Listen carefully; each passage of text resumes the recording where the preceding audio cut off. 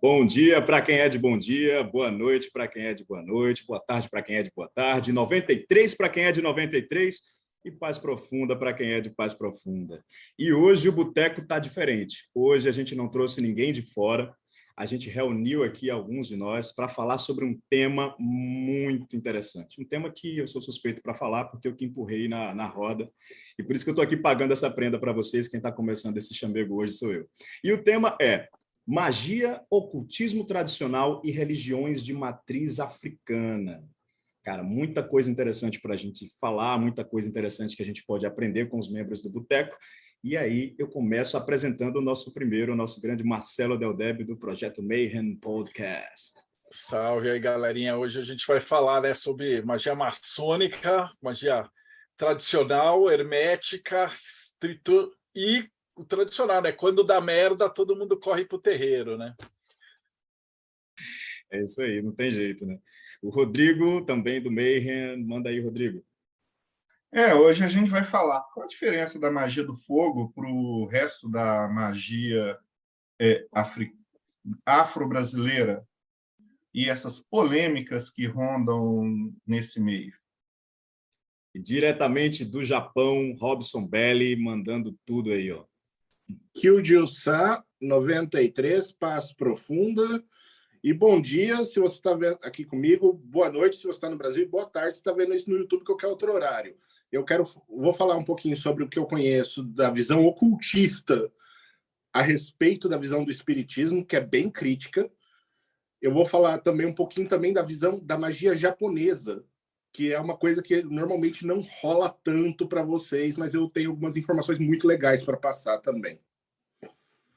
Perfeito, muito interessante. E aí, o André Correia, da Conexão Pagã. Saudações, pessoas, boa noite. Hoje eu estou ansioso para ouvir sobre ocultismo, sobre magia tradicional, sobre religiões afro e ver como que eu posso contribuir, né, falando sobre bruxaria, paganismo e a gente que tem o pé de barro e nasceu em berço de palha. É isso aí. Cara, acho que todo mundo tem um pouquinho de pé de barro aqui, não tem essa não. E a gente pode começar, então, com a percepção do Marcelo, né, sobre como ele vê essa relação magia maçônica, magia da Umbanda, magia que rola nesses centros mais esotéricos, como ele percebe essa relação aqui no Brasil, principalmente, né, dessas grandes tradições que aqui a gente joga tudo num caldeirão só e não tem como a gente fugir, né, dessas tradições. Para mim, eu sou suspeito de falar porque, putz, a parte maçônica minha foi da Madras, né? Então eu entrei para a maçonaria direto da loja maçônica Madras, que era só tipo a loja do Wagner, do Comino e do Rubens Sarraceni, né? Então a loja tipo era uma loja que só tinha macumbeiro e quimbandeiro e satanista e cara do candomblé, tá, o Mário passou por lá, e, assim, basicamente quase todos os pais de santo que a gente entrevistou aqui eram de lá. E quem não era, frequentava. E quem não escreveu os livros que a Madras publicou também frequentava. Então, a gente tinha essa visão, né? Eu já tinha uma visão bem diferente. Eu entrei para a Umbanda, assim, sério, depois disso daí, né? Que, assim, eu já contei como é que eu comecei inúmeros podcasts, né? Que a minha busca de, tipo, olhar essa espiritualidade foi justamente de ter começado na bruxaria, né, na Inglaterra, e uma bruxaria com incorporação de um grupo que era tipo, os caras eram tipo dissidentes dos Alexandria e eles tinham um negócio de incorporação, né, de ir pro meio da floresta, de ir pro centro de pedra e o maluco incorporar lá dentro. E aí, tipo, e naquela época não tinha internet a porra nenhuma, né? Em 1989, você vai para lá e vê uma bagulho e fala, cara, que porra é essa, cara? Que espíritos da floresta, que merda é, que coisa é essa? E aí, quando eu voltei para o Brasil, os caras me deram uma tonelada de livro, quase literalmente uma tonelada de livro, veio um container comigo. E aí eu comecei a me dedicar, eu falei, cara, eu vou estudar essa merda o resto da minha vida, porque é muito louco isso. E me dediquei a fazer a enciclopédia de mitologia, que é como acho que a maioria de quem está aí me conhece, né? Depois fui para arquitetura, que era para onde ia essa parte de arte, entrei na alquimia, indo para esse lado de simbolismo, etc. E aí caí na Madras, né? A gente conseguiu publicar o livro e o Wagner olhou a parada e falou assim, mano, você tem que vir pela loja Madras. E aí eu fui para a maçonaria, que eu me apaixonei. porque era um processo que, tipo, cara, é alquimia totalmente estruturada, você tem ritos, você tem graus, você tem uma estrutura, e ali na loja Madras, a gente tinha a galera, e depois mais tarde com o Paca, né, que já faleceu, o próprio Wagner também já falecido, ele tinha uma loja maçônica Aleister Crowley, que era uma loja que lidava com telema de magia. E essa estrutura da maçonaria era muito engraçada, porque o pessoal fala assim, pô, mas os velhos maçônicos, os caras não sabem nem como é que anda, não sabem nem se pede pizza, se não pede, bando de velho broxa bizarro que só faz besteira hoje em dia, cara, dá muita vergonha da maçonaria como ela tá hoje, dos maçons, né? A maçonaria é foda. Mas aí que tá, 8 horas da noite tem um ritual, e é um ritual teúrgico, de evocação angelical ali dentro. Então, eu não vou entrar em detalhes, mas você tem Bíblia, tem Salmo, você evoca anjos, tem toda uma parada dessas. Que mesmo se você tem 20, 30 tiozinho que não sabe o que estão fazendo, eles fecham a loja, fazem o ritual, recitam a parada e fazem a coisa funcionar. Então é uma egrégora que está entrando energia o tempo inteiro. E toda hora é 8 horas da noite em algum lugar do mundo. O que significa que essa egrégora é violentíssima. E pouca gente sabe tirar essa energia dessa egrégora. Então, quando você faz as evocações ali, com os graus e os rituais, a coisa fica muito forte para quem sabe. E ali dentro ainda mais, porque a galera do Sarraceno ainda tinha a parte da magia do fogo, depois o Rodrigo vai falar um pouco mais. Então você tinha os espíritos que trabalhavam em conjunto ali naquela Umbanda, e tem muita gente que é da Umbanda mais afro e tal, que não curte o Sarracene, porque ele tinha essa outra pegada de que não tinha uma pegada afro, cara. Então, às vezes, você tinha incorporado lá nego que foi alquimista, cara que foi bruxo que lidava com erva, gladiador, umas outras pegadas que não tinham esse viés que precisava ser um índio, ou um caboclo, ou alguma coisa de lá. Então, era muito fácil de trabalhar com magia e com a parte maçônica. Então, para mim, sempre foi uma coisa meio unida, né? Porque quando você vê do lado de fora, nas outras maçonarias, os caras chamavam a gente de satanista, de bruxo, de coisa, porque tem muito tiozinho católico, né? E a parte católica da maçonaria é muito forte. Então, eles tinham péssimos olhos para a gente, né? E basicamente, essa é a minha visão. Para mim, a coisa anda muito unida, mas é porque as lojas que eu fiz parte, elas eram totalmente fora da curva, né? Eu imagino que a maioria dos maçons hoje em dia, os caras têm um nojinho de Umbanda e vice-versa. É difícil, é poucas lojas que têm essa interação. Talvez o Rodrigo fale um pouquinho mais sobre isso. Cara, é muito interessante ver, né? E você estava no olho do furacão, né? Onde estavam autores importantíssimos da base da Umbanda, essa galera que estava ali trazendo, inclusive, novas formas de ver o fenômeno religioso, né? Que se constitui na Umbanda, né? Novas tradições, novas formas de se encarar tudo isso. E uma das coisas que você mencionou que eu achei interessante é essa relação, né? Com a matriz africana, né? Que às vezes a gente percebe que existem diversas tradições que trazem um viés que acaba puxando para outras coisas. Isso surge também como um questionamento, né? A gente encontra muitas vezes alguns pais de santo que defendem uma atenção maior a essa tradição africana, acham que de repente as pessoas estão meio que, né, usando no balanço da maré, né, na desculpa ou inconscientemente, uma forma de desvincular essa tradição africana da jogada, como se estivéssemos desafricanizando uma tradução que surge, né, que nasce num berço africano, né? E isso me faz pensar bastante. Eu não tenho respostas quanto a isso, porque a gente, enquanto ocultistas, a gente está meio que inserido num cenário que a gente estuda de tudo, né? A gente estuda um monte de coisa, a gente vai lendo uma coisa aqui, outra ali, uma tradição, a gente vai se inteirando. E, ao mesmo tempo, tem essa questão forte, né, social, dentro dessa questão africana, né, que, para mim, tem sido um tema de reflexão. Eu estou aqui meio que nessa troca com vocês também, para tentar ver e, uma nossa conversa, repensar o assunto. E aí eu queria ouvir o Rodrigo, então, falando sobre o que ele percebe, essa questão da magia do fogo que o Marcelo falou, qual a percepção dele da magia dentro desse caldeirão todo. Antes de começar nesse assunto, eu só queria citar uma coisa. Quando, às vezes, a gente pega texto antigo, começa a ler artigos e etc., e teve uma vez que eu estava lendo um artigo, se não me engano, do final do século XIX, início do século XX, na Inglaterra, que teve de um crime que estava envolvendo uma pessoa e ele tinha assassinado uma mulher que ele considerava como sendo uma fada. Aí, quando você lê a pessoa que fez a análise disso e jogou no coisa, ele começou a jogar algumas coisas que eu entendi que era um grupo de religião pagã, do que o André gosta de fazer, só que com incorporação. Então, uma coisa bem mais raiz. Antes do alvorecer essas religiões pagãs que teve aí depois do Crowley, etc., e do... Eu esqueci o nome quem criou, é o... Do Gardner, Gerald Gardner. É esse mesmo. Então, o Gardner, ele pegou essa tradição antiga, ele tirou a incorporação, e aí nós temos essa tradição. Então, Marcelo, assim, a dissidência é porque era um outro grupo, entendeu? Que era mais raiz ainda. E aí, fazendo os paralelos, incorporação, eles estavam... a cultura afro-brasileira, você tem que lembrar, a África, incorporações, os escravos vieram para cá, muitos orixás foram esquecidos, porque imagina, você está bem quieto lá na sua vida, você está no meio do mato, está indo cortar uma árvore para fazer um tambor, e aí alguém pega você,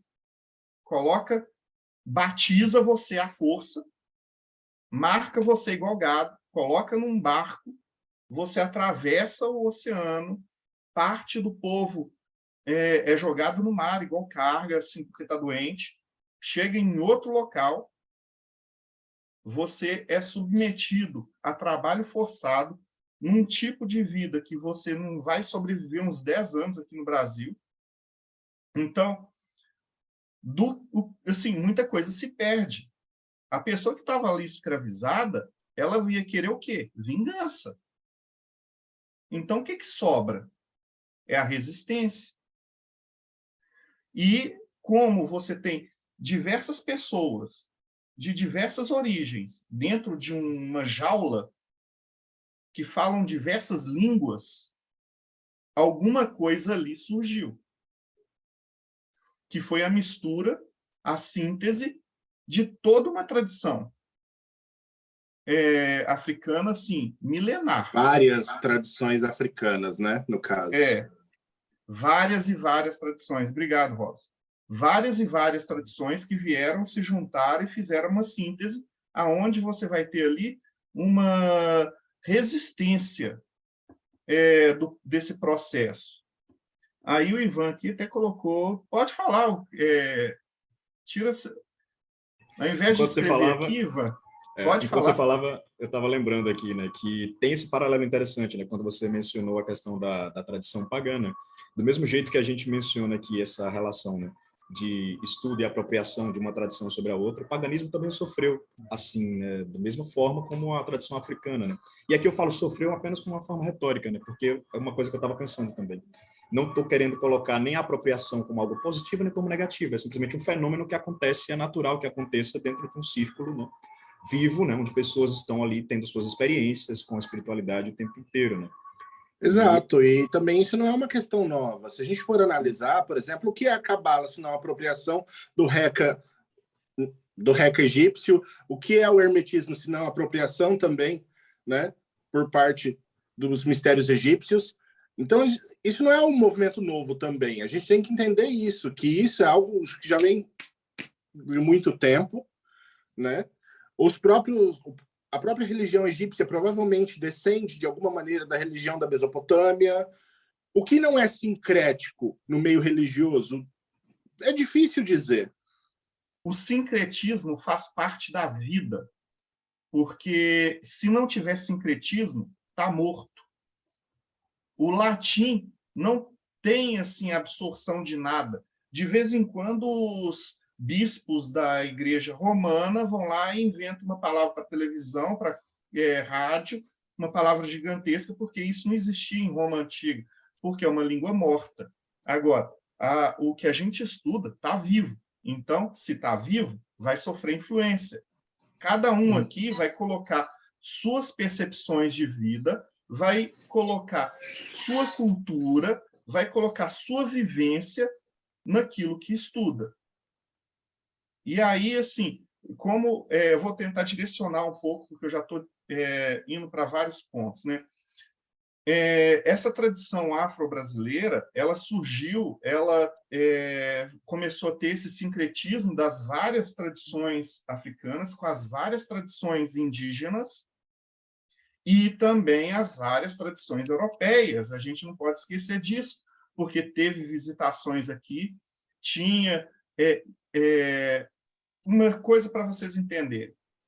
Na mentalidade portuguesa, eles faziam uma associação de Portugal com o céu, o Brasil com o purgatório e a África com o inferno. Então, o Robson, ele está lá fazendo as magias dele, aí, por acaso, ele pisou no calo de alguém. Aí essa pessoa foi lá e denunciou ele. Ele vai ser queimado? Não. Ele vai ser mandado para o Brasil. Aí, no Brasil, não existe Brasil. Existem várias colônias, tá? Ele pode fazer as coisas dele lá no Nordeste, aí depois ele vai para o Rio de Janeiro, depois ele vai para Minas, depois ele vai para São Paulo. Ele viaja. Se ele for pego pela Inquisição, ele vai ser queimado? Não. Ele vai ser mandado para a África.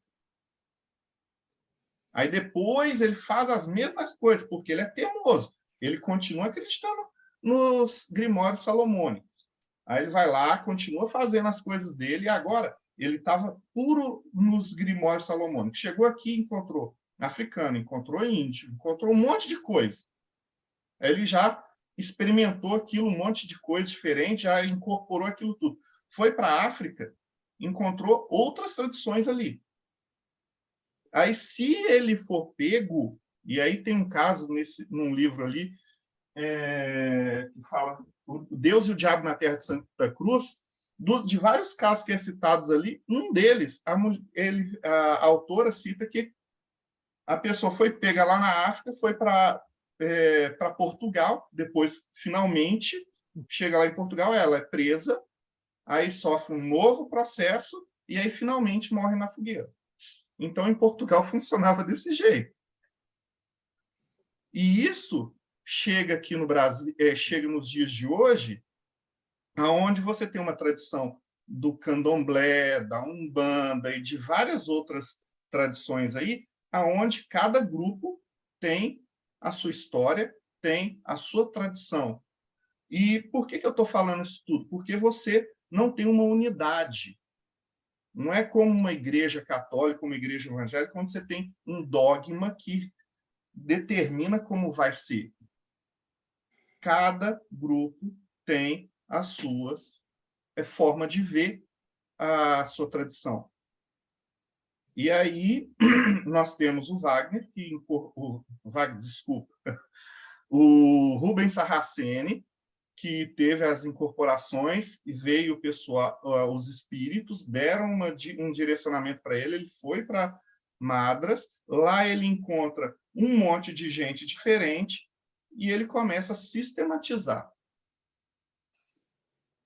Ele começa a criar aproximar essa tradição que era toda, cada de um lado, assim, cada um tinha uma tradição, uma visão, e ele começa a sistematizar. Aí você tem a magia do fogo, você tem um monte de coisas aí que o pessoal começa a ver ele como querendo dogmatizar a religião afro-brasileira. Tem uma galera da Umbanda que não gosta do Sarraceni por causa disso, mas a loja Madras, basicamente ela é o precursora do Mayhem, porque lá a gente fazia o que a gente faz aqui. Provavelmente o Mayhem nem existiria se não fosse pelo Wagner, pelo Sérgio Paca, porque eles pegavam assim, juntavam, a gente teve o Padre Quevedo dando palestra lá. A única vez que o cara pisou numa loja maçônica na vida, o cara deu uma palestra de demonologia. E na época não tinha nem como gravar a coisa, assim. Eu tenho umas fotos dele só para mostrar. E a gente chamava gente de tudo que era coisa, né? Tudo que era lugar. Então, às vezes, o Johnny DeCarli, o cara é especializado em reiki. E aí a gente sentava lá e, puta, aí tomava umas garrafas de uísque e ficava até 4 horas da manhã bebendo e conversando depois. E aí falava, porra, porque no Reiki é assim, assim, assim, assim. Aí virava um outro cara que era taoísta e falava, porque tem tal coisa assim na China e no Japão tá tal jeito.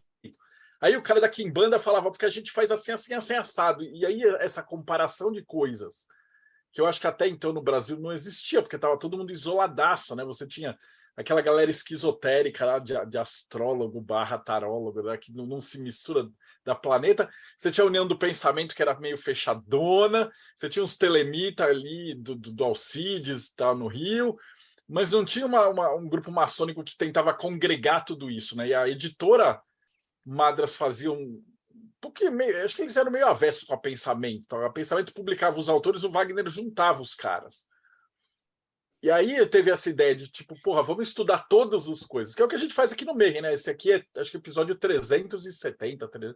Pô, se a gente juntar, a gente pegou todos os caras que são especialistas em cada coisinha, e aí quem tá assistindo a gente que tome as conclusões, né? O cara vai assistir lá, sei lá, 4, 5 visões da Kimbanda, 4, 5 visões do budismo, 4, 5 visões da maçonaria, e é o cara que veja o que é mais adequado, né, cara? A gente não impõe dogma.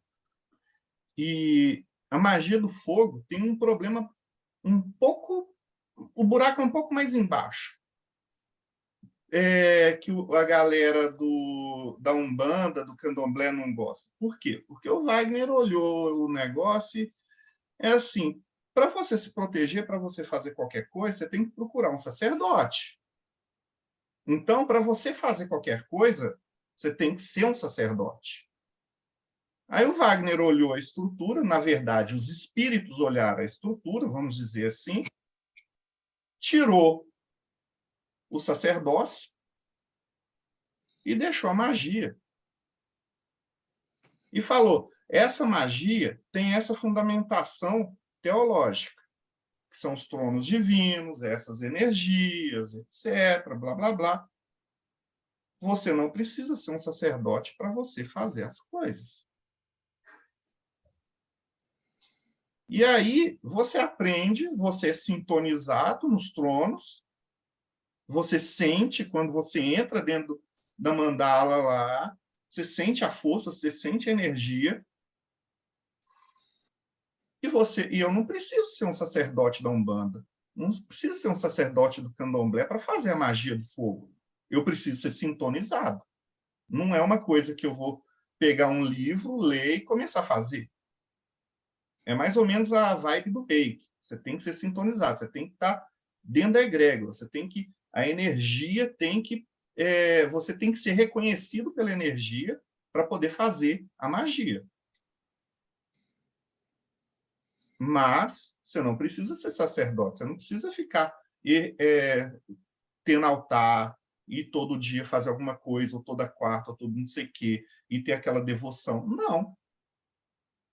Aí o povo pira, né? Porque aí o pai de santo lá, e aí? Sabe o que eu acho? Eu acho que isso é um pouco dor de cotovelo pelo fato de realmente tirar a ideia do pai de santo poder angariar fundos dos seus clientes.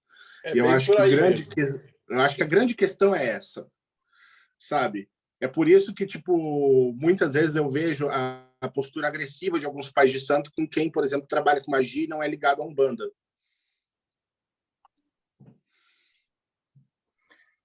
Assim, você tem a parte teórica, você tem a parte da fundamentação teológica, você tem a prática e você está sintonizado, você sente a energia de cada trono. Pelo menos no curso que eu fiz, cada vez que fez para um trono, abriu uma mandala específica para aquilo, você entra, você sente. Então, eu senti aquela força, eu senti como se eu estivesse sendo reconhecido por ela. E agora, eu acendo uma vela, faço, tem todo o preparo, o estudo, e aí é como se fosse a magia salomônica. Quando você está preparando a magia, quando você já está estudando, você está começando a sintonizar na egrégora. E aí, quando você realiza o ritual, você já tem uma preparação ali, anterior, você realiza o ritual e depois você espera para ver. André, no paganismo também você não precisa ser sacerdote para fazer magia, né? Não, não. Na verdade, existe hoje em dia hoje em dia não, né? Já tem algumas décadas aí que tem um processo de elitização da bruxaria, né? Onde para você estar dentro de acessar alguns graus, conhecer o nome da deusa, coisas, eles colocam, você tem que ter pedigree, então assim, você vai sendo passado por crivos, e hoje em dia eu vejo isso como uma coisa muito mais de ego, de status, do que de acessar de fato a egrégora, de fato você conseguir estudar e praticar aquilo. A magia a gente entende dentro da bruxaria que é alguma coisa que é acessível a todos. Algumas metodologias pertencem a algumas religiões e algumas práticas. Aí, ok. Mas a magia, de fato, ela é acessível, ela é um processo natural. Se você parar para pensar na magia como voltando historicamente, antes de existirem religiões e tradições, ela estava ali no campo, ela estava acessível para a tiazinha que colhia de manhã, à noite cuidava do gado, e à noite ela estava, sei lá, fazendo os ungüentos dela, mexendo o caldeirão dela, né, sangrando na terra. E essa é a magia, e depois ela vai evoluindo. Eu entendo que a magia ela ainda está relacionada a isso. Só que ela passou, como o Rodrigo falou ali, foi passando por processos sincréticos, processos evolutivos que não são praticados daquela forma do passado, né? Inclusive, falando sobre o sincretismo, e falando também sobre esse processo de evolução, né, do paganismo ter sido oprimido também, o paganismo, em alguns momentos históricos, ele também foi opressor, né? Ele não foi só a vítima, como aconteceu com as pessoas que foram escravizadas na África, apesar de que né, existem alguns tabus de que algumas tribos africanas também escravizavam entre eles ali mesmo, antes de virar escravidão e de virar exportação e tudo mais, de escravos. O paganismo também fez isso. A gente não pode falar o paganismo só sofreu. Não, o paganismo também fez sofrer. Só que no momento que o poder inverte, em que o paganismo deixa de ser o dono da bola e o cristianismo se torna o dono da bola, aí vira um pega para capar contra o paganismo. Aí todo mundo é tirado de campo, né? E depois de muito tempo o paganismo volta a surgir de alguma maneira, escondido ali, mas volta. Na verdade, ele nunca sumiu, ele sempre passou por baixo dos panos, né? E para que o paganismo ninguém conseguia tirar o paganismo, varrer totalmente. O que a igreja fez? A igreja começou, é um processo de tempo, né? O sincretismo ele não acontece, vamos agregar hoje. Né? A partir de hoje é isso que acontece, é temporal. Fala, Rodrigo. Assim, você está falando, e o que acontece aqui no Brasil? As pessoas se dizem cristãs, católicas ou evangélicas, e quando o bicho aperta, vai todo mundo pro terreiro. Sim. Mas, na Idade Média, era a mesma coisa. A própria palavra pagão é povo do campo. A pessoa ia para a igreja e, quando o bicho apertava, ele ia lá para aquela senhorinha que fazia bruxaria. Gente, até hoje, a maior parte dos brasileiros aqui no Japão são pseudo-evangélicos católicos, mas quando aperta, é no mago, é no feiticeiro, é no quimbandeiro, é no terreiro que eles correm. A maior parte dos meus clientes é cristão. Tá? Então, vamos deixar isso claro. Isso nunca mudou. Isso é assim. Quando eles precisam da gente, eles correm no pagão que mexe com ervas. Quando eles precisam, eles correm no feiticeiro que fala com o demônio. Quando eles precisam, eles fazem essas coisas. Mas só quando eles precisam. Então, a gente acaba sendo utilitário. Né? É utilitário, mas ninguém quer assumir. Basicamente, Robson, eu falo que existe o comfort craft. Quando você vai numa benzedeira, que também é uma bruxa, mas ela te benze com um terço, você já fala, ufa, pelo menos eu tô em casa, né? Agora você bota um pentagrama, sai correndo. Então, assim, tem o comfort craft, pelo menos é Jesus que tá me benzendo aqui, né? Mas tá benzendo.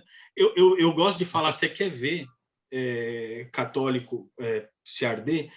O maior lugar com provas de bruxaria, com provas de bruxaria, é a Sala dos Milagres em Aparecida do Norte.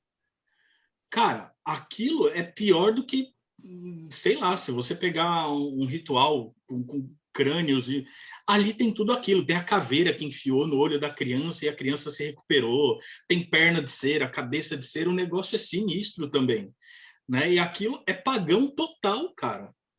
Né? Se você parar para pensar que as datas que a Igreja Católica celebra, elas são o Natal é pagão, a festa junina é pagã, a Páscoa é pagã, o Dia de Finados é pagão.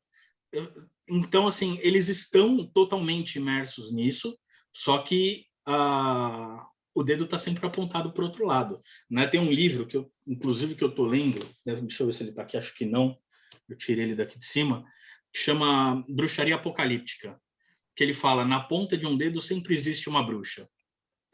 Né? Todas as acusações são para o outro, nunca para mim. O que eu pratico é simpatia, o que eu pratico é promessa. Quem pratica bruxaria é o outro. Né? Sempre tem essa acusação. Mas esse processo, ele já é... A gente vai meio que assimilando isso com o passar do tempo. Né? A gente vai deixando de notar até. Isso vai anestesiando a gente com o passar do tempo. Se a gente começar a aguçar o olhar para essas coisas, a gente vai perceber que isso é muito mais forte do que essa anestesia que a gente está vivendo hoje em dia. É aquela história, o demônio é sempre o deus do inimigo, né? Cara, sabe o que é legal, Robson? Se você para pensar, ali, Javé, Jeová, que é o Deus único, né, que depois virou só Deus, né, ele ganhou o título de só Deus, ele disputava território com outros deuses.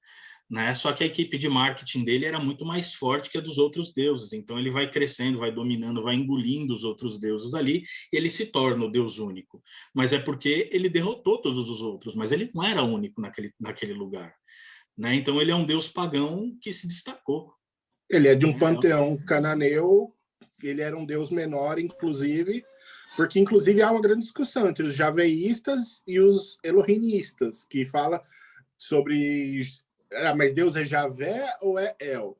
Né? E aí existe essa disputa aí entre essa questão, que muita gente desconhece até essa disputa, mas existe ela, e muita gente fala, mas tem o pessoal que defende que não, Deus é Javé, Yavé, seja lá como você pronuncia o tetragrama, e eles defendem a origem de Deus dentro desse nome, outros não, defendem El. Cara, assim, entender o fenômeno do desenvolvimento do Deus único é algo muito importante. E um ponto interessante que eu gosto de mencionar é que a Sagrada Família ela é muito mais antiga do que o cristianismo. Porque antigamente, El tinha uma esposa chamada Áshera. E aí, isso é arqueologicamente comprovado, tem livro, tudo mais. Tipo, quem quiser depois pode pesquisar. E isso é muito interessante, que Deus tinha uma esposa. E isso é assim, é risível quando a gente começa a ver a galera, não, Deus, o nome de Deus é esse. Cara, o sagrado se manifesta de maneira muito plural no nosso mundo. Essa questão arqueológica que o Robson colocou, né, me fez lembrar também a fala do Rodrigo, quando ele fez uma analogia muito legal da língua, né, enquanto uma coisa que é viva, e a religião da mesma forma, né, enquanto um organismo vivo, porque ela está sendo viva através da prática e da experiência daqueles que estão vivenciando essa religião, ela vai passar por transformações, ela vai passar por esses estágios, né?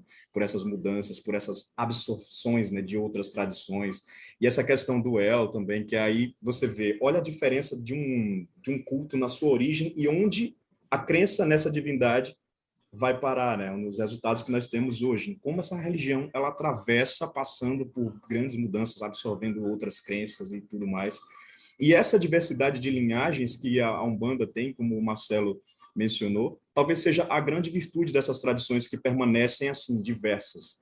Né? Porque quando a gente tem, é até uma coisa dos estudos de religião, né? Toda religião ela surge a partir de quê? Da experiência de um místico. Né? Alguém que encontra uma experiência com a divindade e ele transmite essa experiência para alguns discípulos e aí, a partir daí, o místico sai de cena e o sacerdote assume o posto daquele legalista, né? Aquele que vai dizer o que pode e o que não pode. Essa experiência mística fica no canto e os outros são incentivados a reproduzir um determinado comportamento. Quanto mais a coisa se estrutura dentro de uma instituição única, menos se perde esse caráter mágico, místico e pessoal, né? Daquele fiel com a sua crença, com a sua religião. E aí a gente vê esse tipo de coisa. Antes do Robson questão. voltar ao tema, posso só fazer um comentário. Por que a religião cristã cresceu no Império Romano? Porque quem se converteu, antes de falar, tem aquele ditado: a mão que balança o berço é a mão que domina o mundo. A religião cristã, ela cresceu entre os escravos romanos, entre as mulheres. Então, essas mulheres que criavam as crianças, elas ensinaram o cristianismo para as crianças. E a nova geração substituiu os deuses dos pais e dos avós. Cara, eu vou falar o seguinte, eu vou voltar na minha palestra que eu dei lá atrás, quando cheguei aqui no Mayhem. O que é a religião, se não a magia sancionada pelo Estado? Quando um povo decide defender um determinado dogma, então cria-se uma religião. Antes disso era magia, antes disso era misticismo, antes disso era outra coisa.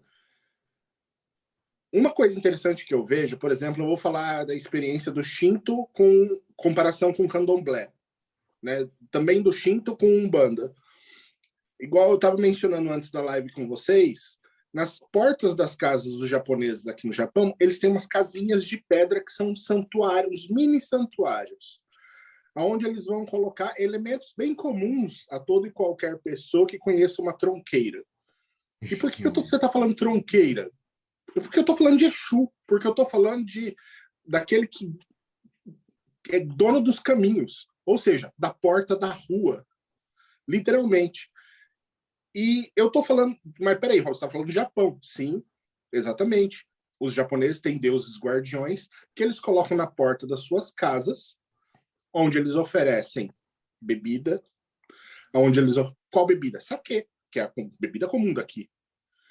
Eles vão oferecer saquê, eles vão oferecer outro incenso, que é um tipo de fumo, eles vão oferecer flores, eles vão oferecer algumas coisas para que aqueles espíritos guardiões não permitam a entrada de maus espíritos nas suas casas. Então, eles têm, primeiro, uma proteção para o santuário de dentro de casa, onde eles vão orar para os seus deuses bonzinhos, mas eles têm os deuses ruins também lá fora. Ou seja, gente, é muito parecido. E quando eu vejo, por exemplo, num festival japonês, os tambores de taiko, quem nunca foi numa gira de umbanda e não escutou um atabaque? Não sentiu a energia da vibração do atabaque? Meu, é tambor. Temos aqui um membro que pode falar sobre a energia dos tambores com muita facilidade, muito melhor do que eu. Né, André? E, gente, tudo isso te conduz a um transe enorme. Uma coisa assim, um estado de transe que te coloca literalmente numa situação onde você se desliga dessa terra. E eles têm danças, e quando a Mako, que é um tipo de sacerdotisa japonesa, vai abençoar os presentes no festival, ela incorpora o deus e dança com instrumentos como um chocalho na mão. Onde a gente viu isso no Brasil mesmo? Candomblé. E ela dança girando e mexe com aquele chocalho e faz isso, faz aquilo. E não fala com ninguém também, não dá consulta, mas abençoa o povo, abençoa o local para um novo ciclo natural, que os japoneses são muito animistas, eles têm muito essa questão dos ciclos da natureza. E, gente, assim, quando a gente começa a olhar a cultura japonesa e a cultura brasileira da religião, japoneses têm deuses para o rio, para a floresta, para encruzilhada. Nós temos o deus... tem um deus da encruzilhada aqui, não muito mais distante do que 100 metros da minha casa. Eu já fui lá bater palma para ele. Palmas. Deus da encruzilhada, saudado com palmas. Onde a gente conhece isso novamente? Então, são muitas as comparações que eu posso fazer do shintoísmo, que é aqui do outro lado do planeta, com o Brasil, com a religião brasileira. E esse universalismo nos dá a entender muitas coisas interessantes. O como, e tudo isso, na realidade, a importância do tambor, seja para o japonês shintoísta, seja para o pagão europeu, seja para um bandista brasileiro, o tambor é importante. Por quê? Algum paralelo tem. A bebida oferecida a uma divindade. Da onde vem isso? Ah, é africano? Não, não é africano.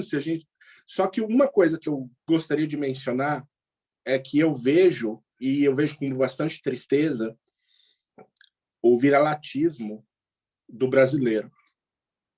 De considerar muitas vezes inferior o que é nosso do que o que tem lá fora. Sendo que o que tem lá fora, muitas vezes, é uma nova roupagem do mesmo sagrado. Não existe um sagrado melhor ou pior que o outro. É sagrado. Né?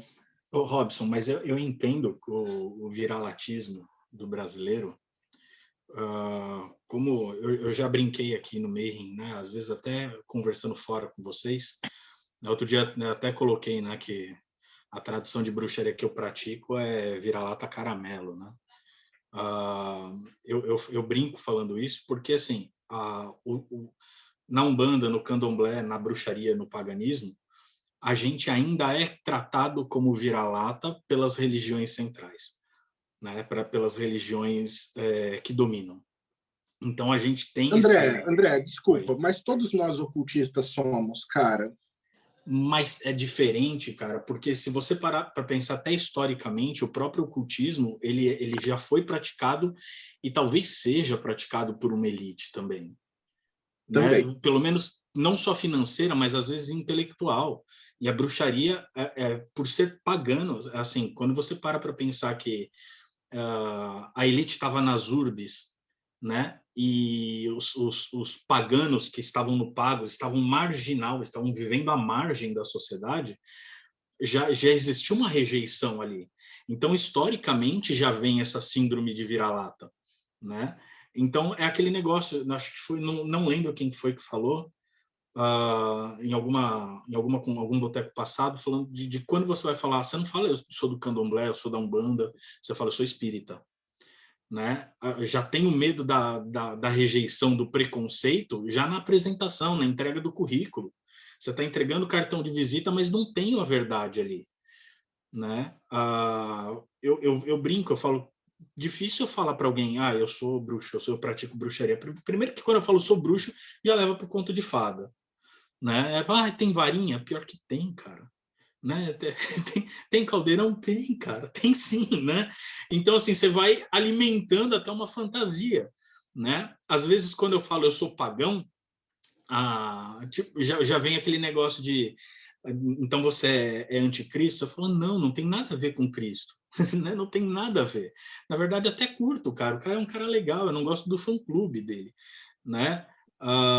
Então, assim, já existe esse movimento, sem querer acontece. Eu acho que seria louvável o pessoal bater no peito. Eu vejo umas camisetas hoje, o pessoal vendendo, tal, se orgulhando disso. Seria do caramba, mas infelizmente tem as cicatrizes aí.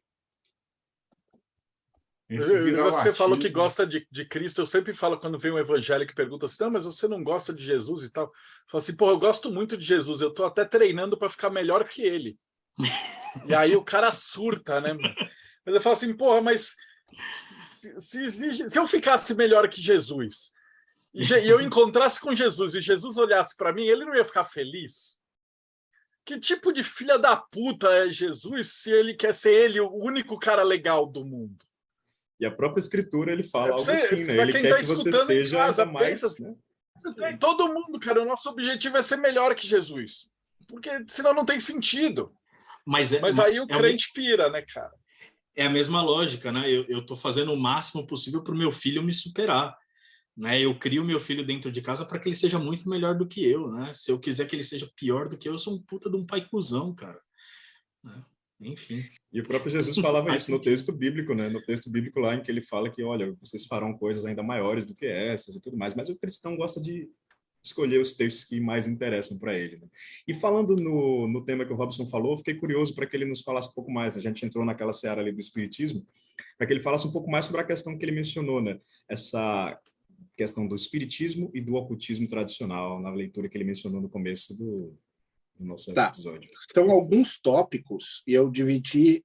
Eu fiz uma pesquisa e eu encontrei 7 pontos muito divergentes em explicações dos fenômenos espiritualistas pelo ocultismo e o espiritismo, tá? E normalmente isso cria treta. A respeito das materializações pseudo-espirituais, que são condensações na luz astral mental dos presentes, através da força vital, pode ser o ki, o prana, né, do médium. Os espíritas atribuem isso aos espíritos. Os ocultistas atribuem às pessoas. Os ocultistas tradicionais. Quem são os ocultistas tradicionais? Blavatsky, Levi. A gente está falando dessa galera, e essa galera foi a minha base de pesquisa. Tá? Então, o que eu estou falando não é opinião minha, é pesquisa em cima de autores clássicos, né, do ocultismo. Então, assim, essa é a primeira divergência que eu vejo clara entre, tipo, a doutrina espírita. Ah, não, é uma manifestação de um espírito. Essa materialização, o ocultismo fala, não, isso aí é uma condensação da luz astral através da mente do médium, do praticante. Né? E essa já é a primeira divergência em explicação. E isso é interessante, né? Que o Eliphas é bem severo, né? Quando ele está analisando esses fenômenos. E esses autores que você mencionou são aqueles que estavam também ali vivenciando esse surgimento do espiritismo, né? Então, às vezes chegava aqueles causos, né? Do cara procurando Eliphas, porque, olha, tá materializando não sei o quê, o médium não sei aonde, e ele com aquela maior cara de desdém. Às vezes ele nem poupa o desdém ao escrever o relato, né? Que ele tá só, sei, me conta mais. E a gente vê uma coisa que é até irônica nesse sentido, né? Principalmente aqui no Brasil, que a gente vê o espiritismo com uma força enorme, não só nos guetos umbandistas, não só nos guetos populares, mas até mesmo nas tradições esotéricas, a gente tem o discurso espírita muito presente ali, o tempo inteiro nas tradições. Sim, a gente vê uma substituição de dogma, a gente vê uma substituição dos dogmas tradicionais. Na moral espíritos. A moralidade espírita é péssima, meu Deus do céu. É um ponto que eu critico muito dentro do ocultismo, porque o espiritismo ele tende a enlatar muita coisa e colocar como verdade absoluta aquilo que ele prega. E aí é onde realmente surge o meu questionamento. Porque se algo não pode ser questionado por ser a verdade, então a gente perdeu já aquele foco, né, da teosofia, do método... Qual que é o... Me ajuda aqui, Marcelo. Qual que é o moto que está escrito na capa do Equinox? É a religião, é a busca da religião e a ciência, pelo viés da ciência. Os telemitas vão me matar, eu vou perder minha carteirinha de telemita. Mas é alguma coisa do viés científico. Deu Thales quando a gente precisa dele, né? Mas a busca é uma parada da mistura da religião com a ciência, né? O que está escrito na capa aí? Método da religião. O método da ciência é a busca da religião. E nos teosofistas a gente encontra uma outra frase. Não há religião superior à verdade. Essa Bonitona. Essa é maravilhosa. Né? O Paca falava assim que também. se pode ser destruído pela verdade, então tem que ser destruído pela verdade. Então, assim, quando eu vejo essa moral espírita dentro da magia, eu critico muito. Por quê? Não porque eu seja contra a moral. Não, de forma alguma. Eu sou contra você simplesmente misturar tudo, esquecendo o que veio antes também de autores clássicos, né? Porque, querendo ou não, eu sou de uma tradição grimorial. Eu sou de uma tradição do livro. Tipo, então os livros são muito importantes para a minha tradição. Muitas vezes, mais do que as pessoas. Por que um livro pode ser mais importante do que uma pessoa, sendo que a religião é viva? Porque a pessoa que escreveu aquele livro, ela tem um trabalho já que sobreviveu ao tempo. E isso valida muito a experiência daquela pessoa. Né? Enquanto que a pessoa que simplesmente surge falando uma nova verdade, ela não tem muito o que argumentar se ela já não tiver um trabalho sério, como o dos convidados que aparecem aqui no Mayhem, que já tem um trabalho de uma vida, né? Eu vejo muito Zé Ruela aparecendo pregando verdades que são mitos, que são mentiras, que são coisas falsas, que qualquer leitura básica em qualquer livro clássico vai desmentir a pessoa. Sabe? E uma coisa eu acho que essa questão é muito importante. É uma questão muito problemática também, né? Acho que como um todo, né? Uma herança que talvez a gente tenha herdado culturalmente da convivência com a religião cristã, que é essa ligação com uma ideia de verdade extremamente atrelada à verdade factual, uma busca por verdade histórica quando se está tratando de um tema que é religioso, que lida com narrativas de realidade que são simbólicas, mitológicas e tudo mais. Então, essa busca por uma verdade que orienta tudo, muitas vezes é o que passa batido no espiritismo e ele se coloca nessa mesma posição, de que nós somos agora os novos detentores de uma verdade. O cristianismo ocultou essas coisas porque não percebeu, nós agora sacamos o mundo espiritual. Somos aqui com a doutrina real do que é verdade, que deve reger toda a vivência espiritual de todo mundo. Eu acho que quando busca-se essa coisa de eu quero uma verdade, é onde a gente esbarra em absolutismos, em fanatismos, em todo tipo de fundamentalismo idiota, porque vai negar uma coisa que é básica na humanidade, que é a nossa capacidade de criar interpretações, criar narrativas de sentido de mundo. Cada religião cria a sua narrativa de sentido que está culturalmente ligada à forma como aquele povo enxerga a existência. E elas são igualmente válidas, é a experiência de cada um ali em relação à existência. Né? Então, esse ponto, eu acho que é o grande problema de quando a gente se aproxima demais da doutrina cristã, seja por convivência cultural ou abraçar os dogmas cristãos. É essa crença que eles tiram pela ânsia, né, de buscar uma historicidade da coisa, que faz com que a gente fique preso num absolutismo infértil, que só faz a gente ficar apontando o dedo para os outros e falar regra, cagar regra, doidar. Vamos para o segundo ponto de choque entre as duas doutrinas. O que é atraído a uma sessão mediúnica não é verdadeiramente a personalidade do falecido, que provavelmente já tenha se elevado, mas uma casca espiritual. Um resquício que contém memórias que se alimenta de energia vital do médium e dos presentes. Onde o espiritismo diz que o que é atraído para uma sessão mediúnica é um espírito, e o ocultista vai olhar e falar, isso aí é a alma, é a parte energética que sobrou desse ser humano na Terra. É um residual? É o residual e não o espírito em si. Essa é uma visão bem crítica do espiritismo. Que o espiritismo, então, está tratando é com cascas. E por cascas, aí o Marcelo pode vir me bater agora, porque a gente está falando de clifas. É as cascas, né? Não, mas aí é outro nome. As cliffs, elas são uma outra parada. Não seria essa casca, seria você escolher fazer, né? Seria a escória mesmo, é tudo que sobra a hora que vai a luz embora, né? Aí, obviamente, você vai ter vários graus diferentes. Isso daí. Só um comentário, uma crítica dentro do próprio espiritismo, sem ficar comparando. Segundo o espiritismo, dentro da doutrina espírita, você tem o plano material, aí você tem vários níveis aonde as pessoas são espíritos obsessores. E os espíritos mais elevados, eles não descem aqui para baixo. No máximo, eles chegam em umas camadas aqui de espíritos obsessores. As colônias tão amadas por todos os espíritos, elas, na verdade, são formadas por espíritos obsessores. Porque só um espírito obsessor para querer voltar para cá. Já pararam para pensar nisso? Ou mais. Esse é um questionamento que eu deixo para os espíritas aí. Isso aí. Então, esse segundo ponto, ele choca um pouco o espiritismo que a gente conhece no Brasil.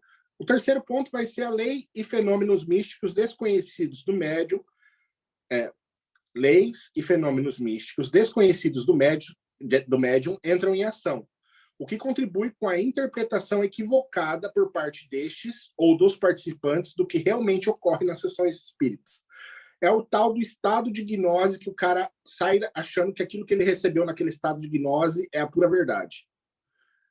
Tipo, pode ser verdade para ele, naquele momento, mas não que seja uma verdade absoluta ou... E aí ele sai pregando aquilo, e o ocultismo, ele olha isso e fala, meu, tem muito fenômeno que você não entendeu, está acontecendo e você está interpretando errado, né? O ocultismo, ele já entra com o pé na porta nessa hora falando tipo, ó, meu, menos porque você não entende muito ainda do que você está vivenciando, então é importante que você tenha bom senso. E o ocultismo, por exemplo, o Arbatel, livro que vai ser publicado agora pelo pessoal do Mayhem, né, da Diamond, tem o primeiro aforismo que fala sobre manter segredos. Você pode falar sobre ocultismo, você pode falar sobre muitas coisas, mas você deveria manter determinados segredos e conhecimentos que você recebe dos espíritos em segredo. Afinal, o movimento chama-se ocultismo, né? Não é outra coisa. Então, determinados segredos e mistérios devem ser mantidos como mistérios, como segredos para você, porque foram revelados para você, única e exclusivamente para você. Enquanto que o que a gente vê muitas vezes é esse fenômeno de escrever cartas, sabe, psicografia, tudo mais, e o ocultismo ele é bastante crítico com relação a isso também. Aí, o quarto ponto, o médium é um agente passivo de forças que desconhece e não domina, correndo sérios riscos. O místico é o agente ativo das forças que conhece e domina.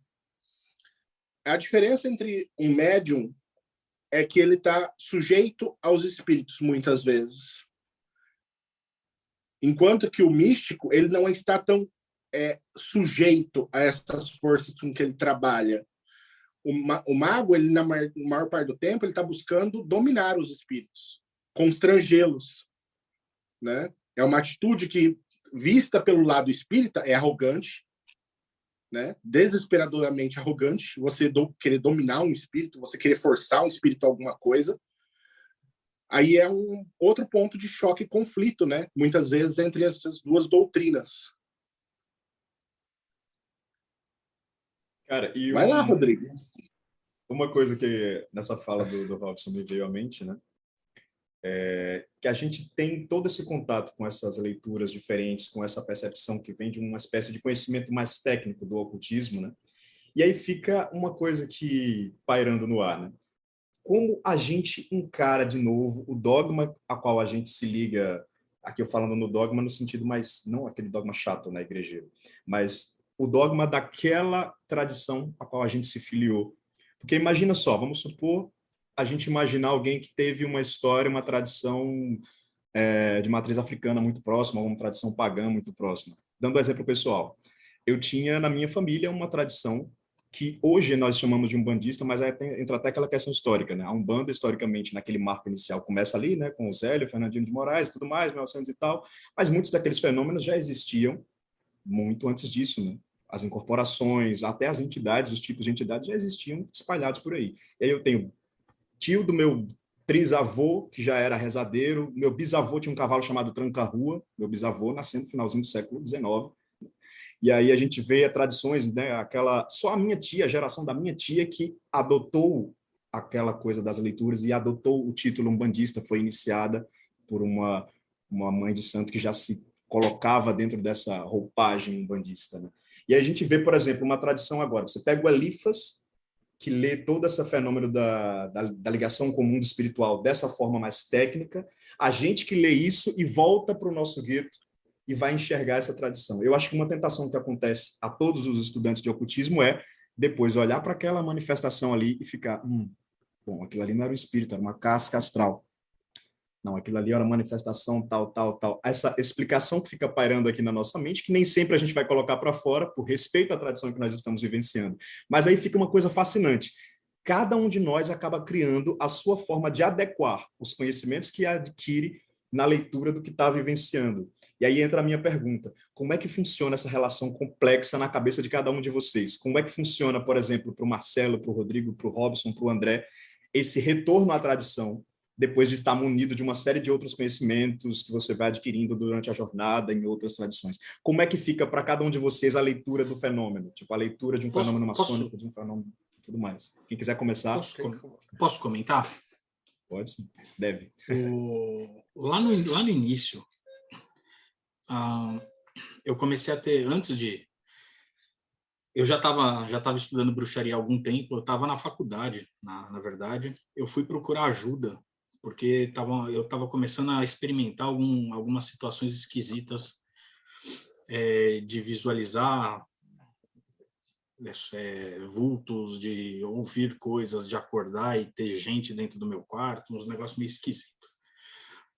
E eu nunca tive contato com kardecismo, nem com banda, nem com nada. Eu estava na bruxaria. Fui pedir ajuda para alguém da bruxaria, alguém que, para mim, sempre foi uma referência, pelo menos naquela época. E eu ouvi, a Vanessa estava junto comigo, inclusive, eu ouvi ignora totalmente. Essas coisas não existem e a bruxaria não considera esse tipo de relação. Ou se não você espera o sol e aí você se comunica com esses espíritos. Falei, tá, e aí eu faço o que com isso? Eu me dopo, vou no psiquiatra, eu lido com isso de que maneira? Para ignorar tudo isso que está acontecendo dentro de casa. E aí um amigo me levou para o kardecismo. Foi o momento que eu dei uma suspendida na bruxaria, parei com os rituais, né? Continuei acompanhando, estudando, mas comecei para o kardecismo. E lá eu cheguei e falei, eu sou pagão, eu vim aqui para estudar mediunidade por conta disso. Fui buscar uma ferramenta. A mulher do centro espírita falou, se você está vindo pelo bem, você é bem-vindo. Bacana, legal. Né? Se eu tô pelo bem, então estou tranquilo. Eu era tão ignorante no negócio que quando o espírito que me recebeu lá, o médico da casa, perguntou para mim, você já está trabalhando? Eu falei, já, eu sou psicólogo, né? Eu estou estudando psicologia. Eu era tão ignorante no assunto que minha resposta foi rasa. Ele falou, não, né? Você já dá passo? Eu falei, não. O cara falou, então, quarentena, vamos começar a desenvolver e tal. E era uma casa que não é filiada à federação nem nada, então ela tem um mecanismo muito próprio ali.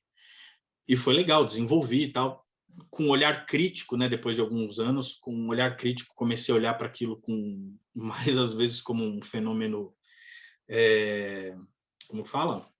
Um negócio meio de contágio de emoção do que, de fato, incorporações, né? Eu falo que, assim, o primeiro médium que incorporava, ele dava o tom da conversa. Né? Se o primeiro médium falava de amor, todo mundo ia incorporar no amor. Se o primeiro socasse a mesa, mano, ia ser uma pancadaria aquele negócio. Então, assim, era um contágio de emoção muito forte. Só que o paganismo continuou vindo. Eu sempre estive ali, eu nunca neguei. Né? Eu ia com um pentagrama no pescoço. O dia que eu tatuei um pentagrama na mão, os caras já começaram a me olhar torto.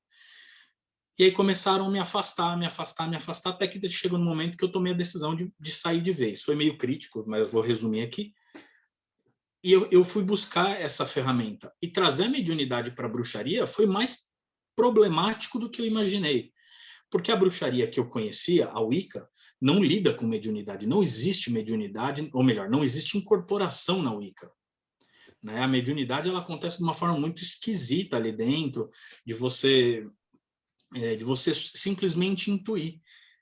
E eu conheço outros métodos de bruxaria. A bruxaria é muito anterior à própria Wicca, né? A Wicca, a bruxaria que a Wicca pratica não tem nada a ver com aquela bruxaria ancestral, né? O Gardner pegou elementos, né? Inclusive da maçonaria, da Rosa Cruz, e fez uma salada e virou a Wicca.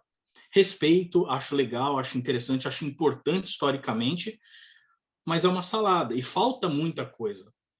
É cheio de buraco a Wicca, né? Essa questão, por exemplo, da mediunidade, de lidar com da necromancia, por exemplo. E quando eu comecei a estudar isso na bruxaria, fui falar, não sei se vocês já conversaram com a Petrúcia Findler, que lida com isso, né, com uma bruxaria mais necromante, com o Natair, que também incorpora nos rituais dele, Natair Dorchadas do Rio Grande do Sul, que pratica druidismo.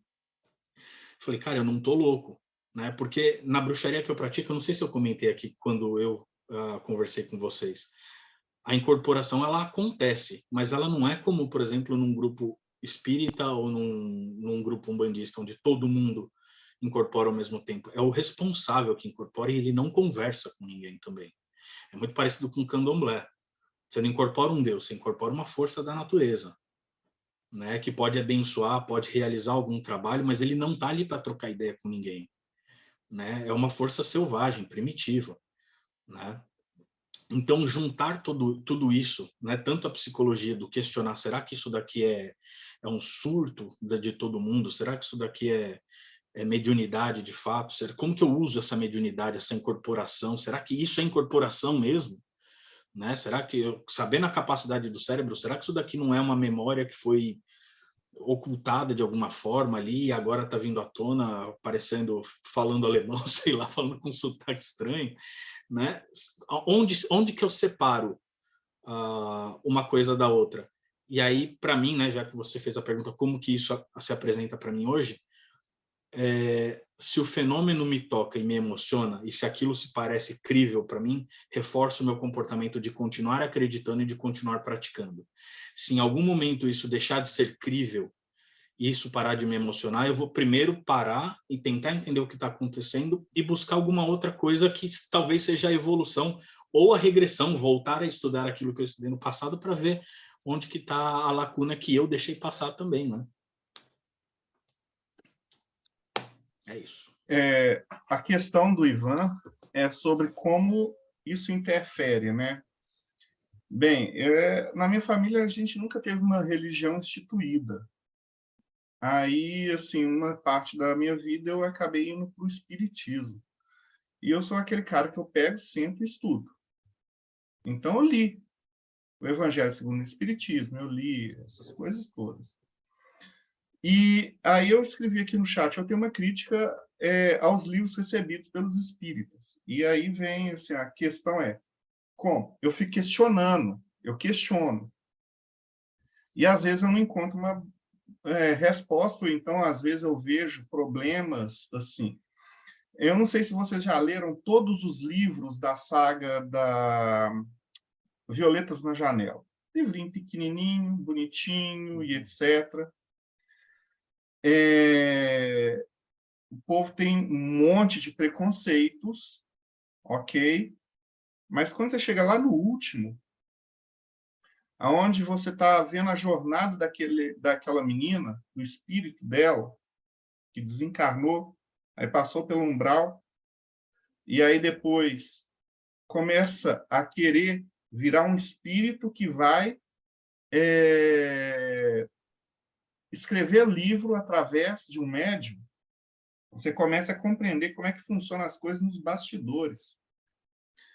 E esses romancezinhos, a única função deles é ensinar o que está lá no Evangelho segundo o Espiritismo, porque ninguém lê. Uhum. Ninguém lê. A pessoa vai no centro, vai na Umbanda, vai em qualquer lugar, e eles não estudam. Eles não estudam. Se você pegar o enredo, lá no último livro, ele explica como é que é construído esses livros, como que é feita a crítica e a censura, porque você não pode ter um local geográfico, porque senão você vai atrair as pessoas para adoração ali, você não pode, você tem que trocar o nome das pessoas. Então, você faz uma salada ali para não criar um santuário, um culto. E o único objetivo daquela historinha é ensinar o que a pessoa não leu ali. Porque a pessoa não lê.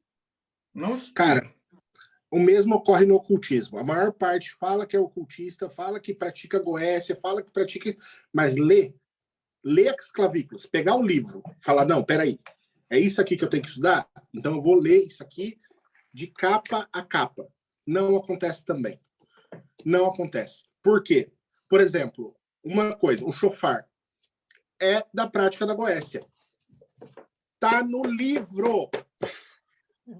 E quantas vezes você viu um chofar junto a um instrumento de goécia de qualquer bruxo aí que tá na porcaria da internet? Nunca. É a mesma coisa. Mas de internet eu parei de debater há um tempo atrás, cara. Porque só tava dando estresse, cara. Não dá para discutir com nego de política, nego de internet, cara de Facebook, satanista de Facebook.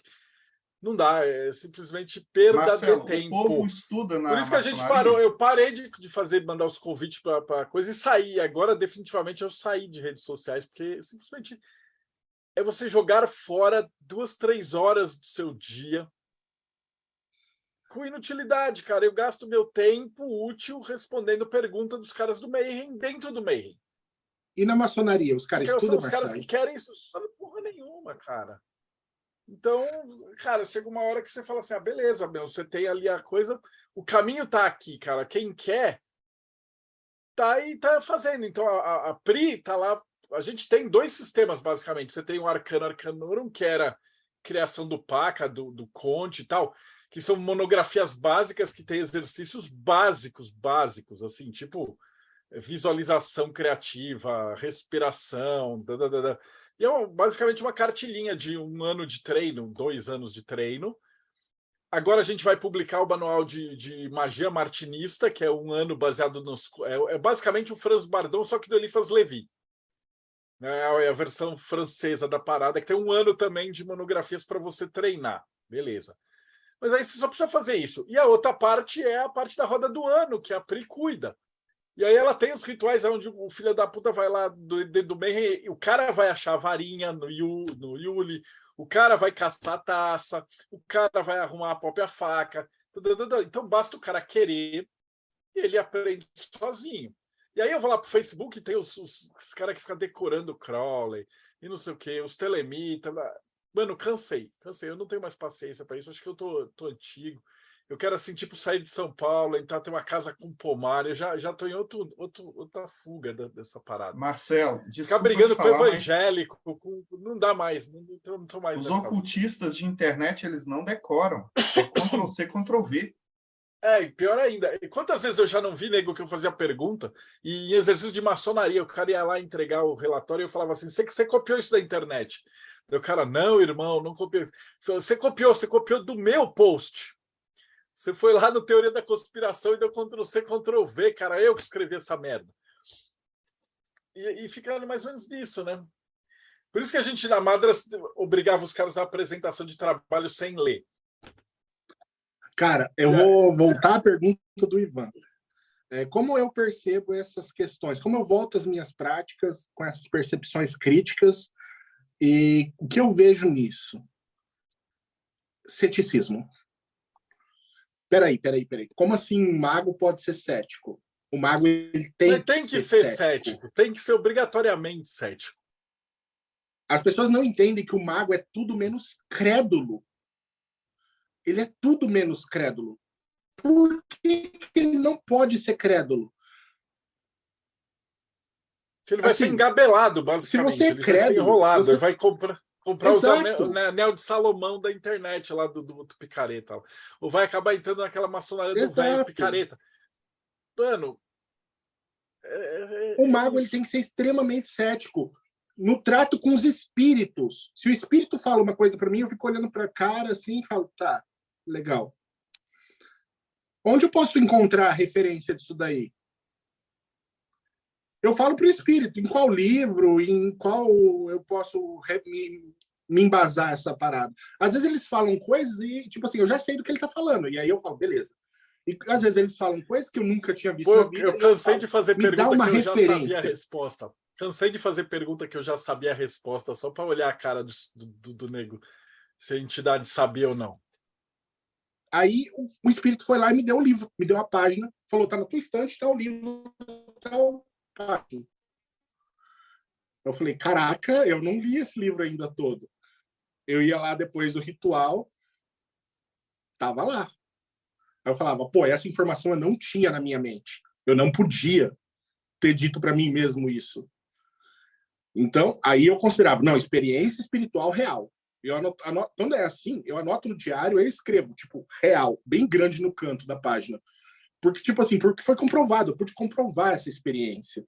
Então, se eu posso comprovar a experiência, eu busco ter as minhas experiências espirituais de maneira que eu possa comprová-las. Então, ceticismo é a resposta que eu tenho.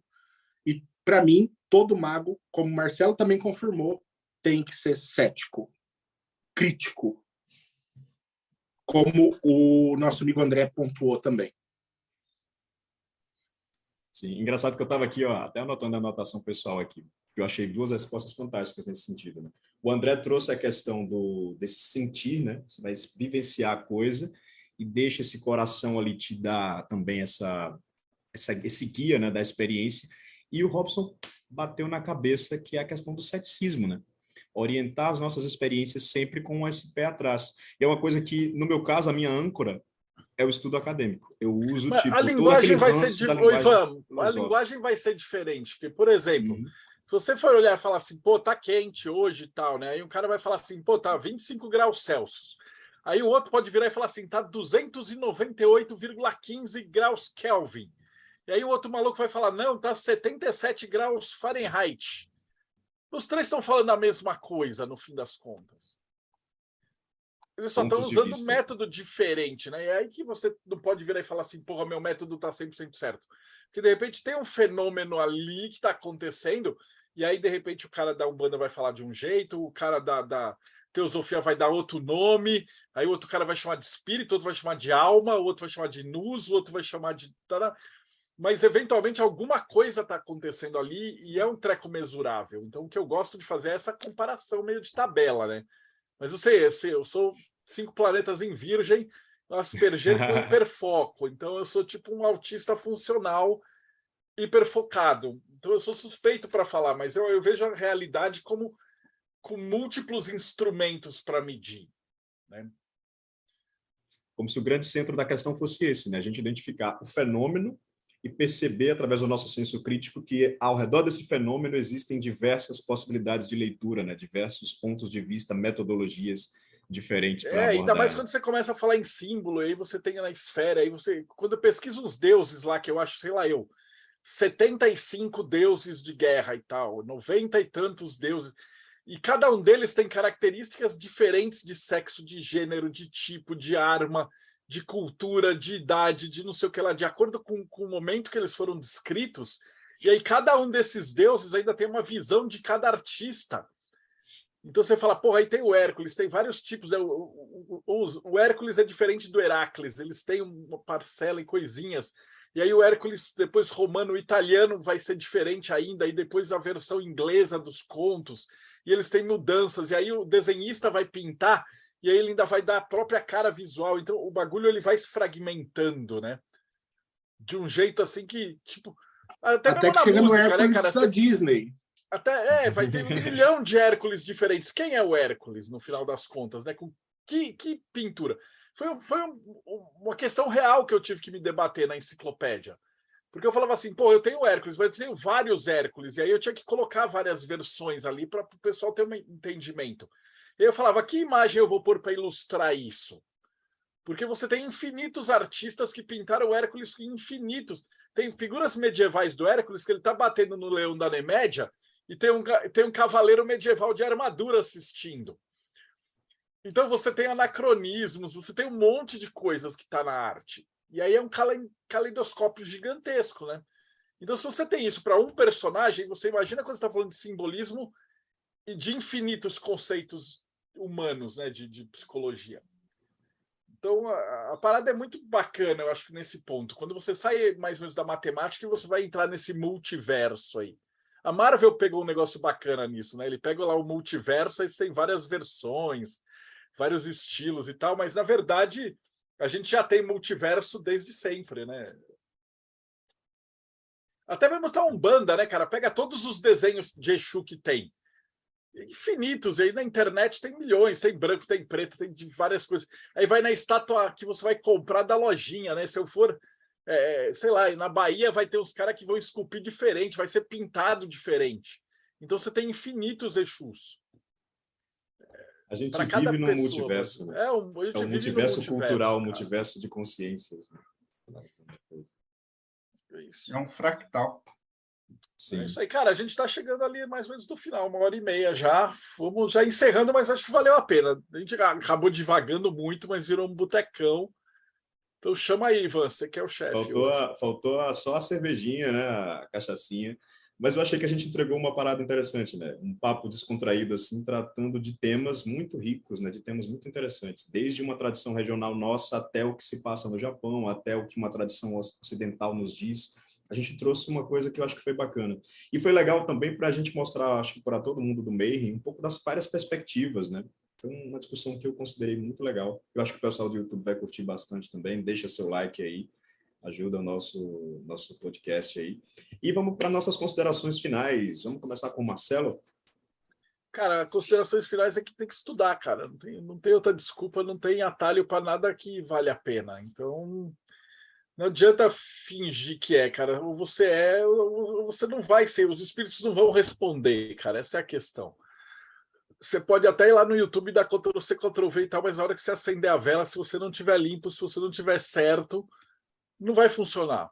É tipo, eu sei se é porque eu treinei há 14 anos de Kung Fu, que nem um doente mental, 6 horas por dia, dedicado uma parte da minha vida, que eu comparo muito magia com arte marcial, cara. Se você não for lá e socar e fizer abdominal e flexão, mano, você não vai correr na parede.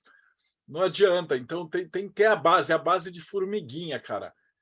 Criatividade, visualização, RMP, pensamento fixo, estudo, e vai seguindo em paralelo, cara. E aí vai funcionar. Você não precisa ser o Aleister Crowley, cara. Você só precisa viver bem.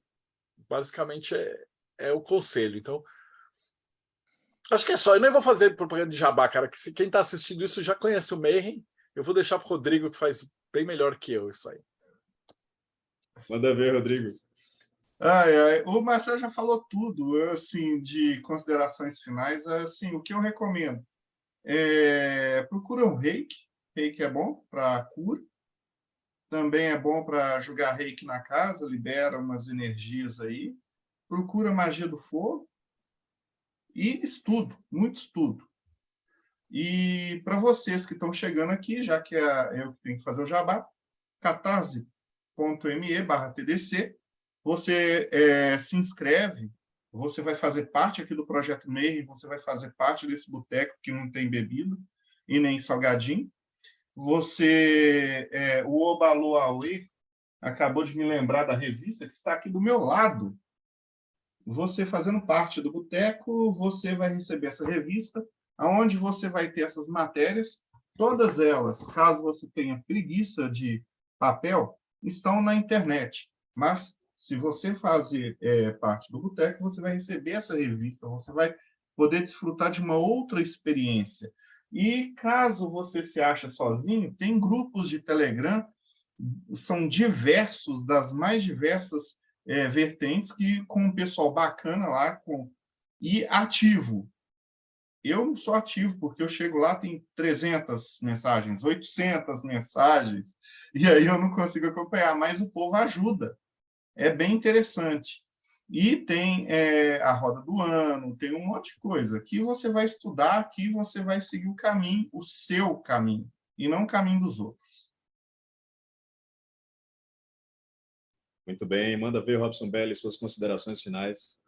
Bom, como uma pessoa que vem de uma tradição de livro, eu vou falar para vocês, gente, não tem como evoluir num caminho, por exemplo, como magia salomônica ou qualquer coisa sem que você estude. É muito necessário você estudar e entender os contextos socioculturais das épocas que os grimórios também foram escritos, ajuda bastante. Eu sei que nem os grimórios vocês leem, mas ajudaria se vocês parassem de falar besteira na internet e pegassem o livro para dar uma olhada. Pelo menos uma folhada de vez em quando. Ajudaria muito. O Marcelo escreve, eu escrevo, todo mundo aqui do MEI praticamente escreve livros. É um livro novo por semana que aparece nesse canal. Gente, existe uma contribuição muito grande por parte dos ocultistas brasileiros nesse novo momento do ocultismo brasileiro. Então leiam, estudem, deixem de ser ignorantes e parem de falar asneira na internet. Um pouquinho que seja. É um apelo de verdade mesmo, tá? Deixem de ser burros. E se você quer deixar de ser burro, minha recomendação é assine o Mayhem. Você vai ter acesso a muito conteúdo, muitas vezes dado na boquinha, porque o pessoal é muito atencioso. E se você quiser conhecer mais de Enochiano, vai lá, enochiano.com.br. Vai ter a aba grupos lá, pode entrar lá. E quase todo mundo é bem-vindo, só que lá nós servimos Enochiano ao molho madeira. Se você não gosta de ler e quer diquinha, lá você não vai receber dessa forma. Mas quase todo mundo é bem-vindo. Se você está esforçado, querendo aprender, seja bem-vindo. Perfeito, perfeito. Manda ver, André Corrêa. Eu não sei nem o que eu ia falar, mas como devoto do Exu das tradições celtas, Quernunnos, aquele senhor das encruzilhadas também, o que relaciona o mundo de cima e o de baixo, acho que na consciência e na emoção tem que ser a mesma coisa, né? A gente tem que relacionar a emoção com razão sempre. Então, assim como todo mundo falou, né? Aprendam a ler e principalmente a interpretar texto. Acho que é uma coisa básica também, né? Não adianta só ler, tem que saber o que está lendo, saber relacionar A com B. Eu acho que é muito importante, senão a gente acaba reproduzindo um monte de besteira sem saber o porquê que a gente está falando tudo aquilo, né? Então, acho que se eu falar mais vou acabar sendo redundante, né? Todo mundo já falou, o Robson falou de uma forma que quase aplaudi. Se eu tivesse de chapéu aqui, eu tirava. E quem quiser ver um pouquinho sobre bruxaria e paganismo, a gente está todas as segundas-feiras, às 21 horas, na Conexão Pagã no YouTube. As divulgações são sempre no Instagram, também Conexão Pagã. E é isso aí. Um beijo para todo mundo, valeu por hoje, que foi muito legal. E a gente finda com a tônica, né? Nas palavras do Robson Belli, não seja burro, cara. E pegando também a do André Corrêa, né?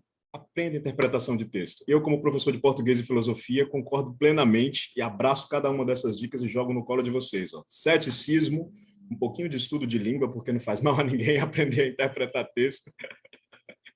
E, claro, a gente buscar na filosofia também esse tempero, né? Essa coisa de semear a dúvida, de a gente não se apegar a respostas prontas, a gente colocar essa dúvida embaixo do braço e levar para todas as direções. Nunca abraçar a primeira resposta emocionada que vem, ao mesmo tempo não desprezar a emoção enquanto uma categoria importantíssima na nossa experiência mística, espiritual, ocultista, seja lá qual a sua vertente. Nunca abandone essa experiência, porque essa experiência também vai te dar o tutano, né, como se diz aqui no Nordeste, aquela coisa que vai te guiar mais verdadeiramente, porque é o cerne da sua experiência, né, é a sua vivência. Então, junta esse pacote aí, ó, que a gente mencionou, e que o seu caminho seja cada vez mais iluminado.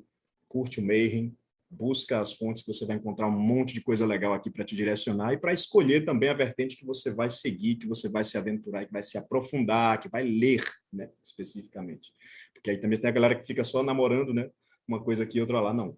Visualiza esse grande painel e foca naquela que te definir melhor, naquela que for a sua percepção preferida da realidade, a sua narrativa preferida da realidade, diante dessa enormidade de narrativas para descrever uma realidade que não cabe numa verdade.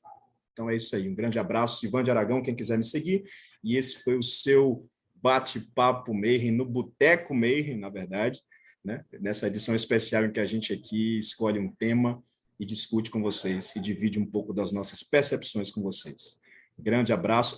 E lembrando, né, fazendo propaganda também de quem não está aqui presente, mas em memória da galera da Eclésia Babylon, quem quiser visitar eclesiababylon.net, coloca lá o nosso site novo aí, eclesiababylon.net, segue lá que você vai ter um contato com uma tradição que tem um toque gnóstico, um toque telêmico, e junta tudo isso numa devocional voltada para a deusa Babylon.